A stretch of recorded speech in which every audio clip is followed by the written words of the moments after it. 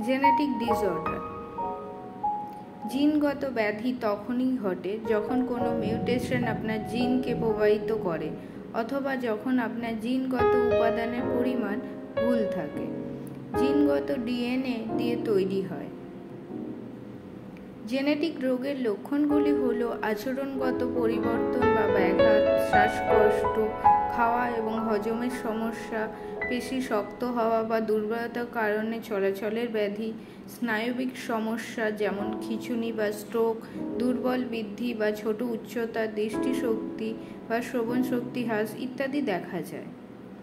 Genetic ব্যাধি এবং গর্ভাবস্থার ঝুঁকি দেখা যায়। এছাড়া বারবার গর্ভপাত, মৃত সন্তান জন্মদান, বিকাশগত অস্বাভাবিকতা, শিশুর বংশগত অবস্থা আরও অনেক কারণ দেখা যায়।